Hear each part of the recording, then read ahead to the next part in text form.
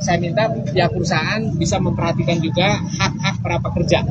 Jadi selama perbaikan ya dalam 1-2 minggu ke depan hak-hak pekerja tetap diperhatikan. Cari skema yang paling baik. Nanti Dinas Tenaga Kerja akan memfasilitasi apabila ada perselisihan atau ada miskomunikasi antara pekerja dengan pihak pemberi kerja.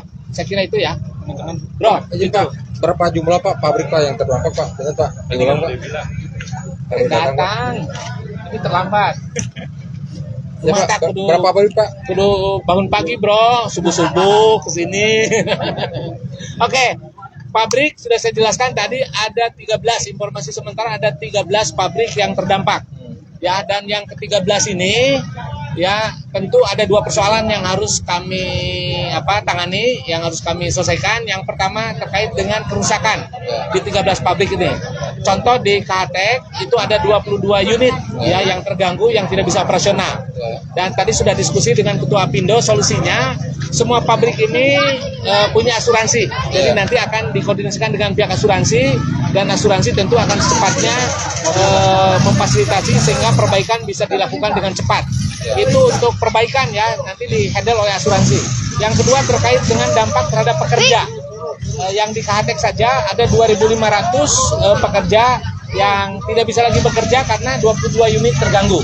Nah, ini akan dicarikan solusi sesuai dengan situasi kondisi masing-masing perusahaan. Yang jelas, skema apapun yang disiapkan oleh perusahaan ya terkait pekerja jangan sampai merugikan atau mengganggu hak-hak pekerja. Jadi saya sudah minta dan kita sudah sepakat dengan Apindo ya, penyelesaian para pekerja ini jangan sampai ya mengorbankan hak-hak para pekerja.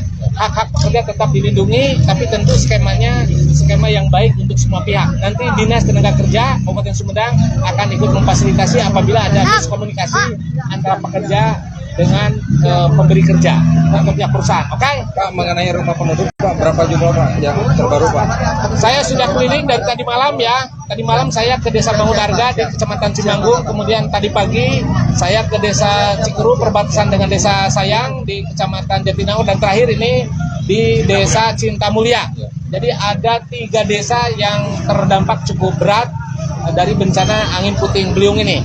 Di Desa Bangun Harga ada 113 teridentifikasi ya, ini data sementara ya karena masih diverifikasi dan divalidasi. 113 rusak ringan, ada 10 yang rusak berat. Yang rusak sedang. Yang rusak sedang ini tidak bisa ditempati, sehingga kami di Bangun Harga sudah membangun tenda darurat. Ada 2 tenda darurat sehingga masyarakat bisa berlindung. Tadi malam tidur di tenda darurat. Kemudian kita sudah siapkan dapur umum bekerjasama dengan pihak pemerintah desa. Kita pun siapkan posko kesehatan. Jadi kita akan backup semua kebutuhan layanan dasar. Komitmen kami ya dalam situasi pasca bencana ini, kami ingin memastikan semua layanan dasar terpenuhi.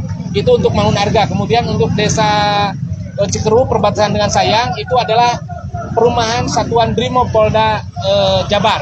Di sana ada 68 rumah ya, tidak ada korban jiwa di 3 desa ini, yang ada adalah luka, dan itu pun sudah ditangani tadi malam. Ya, untuk di Desa Cikeru ini di Satbrimob sekali lagi ada 68, 67-nya rusak ringan, yang satunya rusak sedang.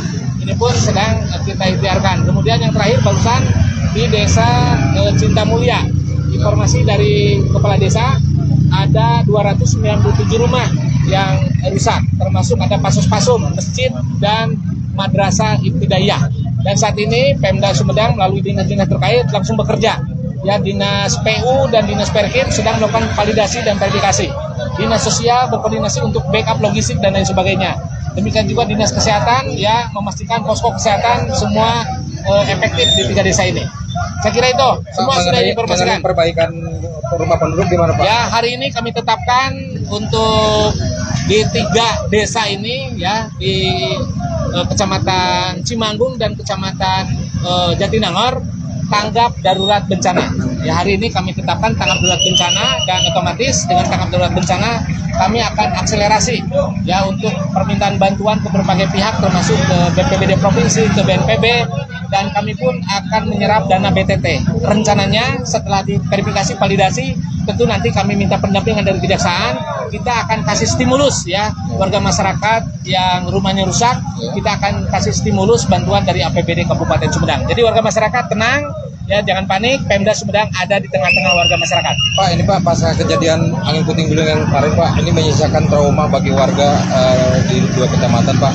Mungkin antisipasi atau Pemkab akan melakukan pendampingan apa gimana Pak? Oke, terkait dengan trauma warga masyarakat, karena tentu kita pahami bahwa ini angin puting beliung pertama yang cukup besar di Kabupaten Sumedang. Ini baru kejadian pertama ya dengan skala yang cukup besar ini. Tentu meninggalkan trauma, dan kami sudah koordinasi dengan pihak terkait ya, ada asosiasi psikolog ya, kami juga nanti koordinasi dengan Unpad, dan untuk ketiga desa ini kita akan kasih trauma healing oleh ahli-ahli, termasuk kami akan minta juga nanti narasumber dari BMKG apa itu angin puting beliung ya, seperti apa karakteristiknya, seperti apa dampaknya, dan bagaimana kita menghadapinya. Itu pun kita akan eksplor di sini, dan tentu nanti bersama-sama dengan penanganan dalam rangka rehabilitasi, baik tadi ya rehabilitasi fisiknya, termasuk yang barusan kami pun akan berikan perhatian untuk rehabilitasi psikisnya. Lengkap bro. Ya, turun Pak Abu. Baik, sebenarnya baru saja perbincangan kami bersama PJ Bupati Kabupaten Sumedang Herman Suryatman pasca kejadian angin puting beliung yang menerjang 2 kecamatan di Kabupaten Sumedang. Dan beginilah suasana terkini di Desa Cinta Mulia, Kecamatan Jatinangor.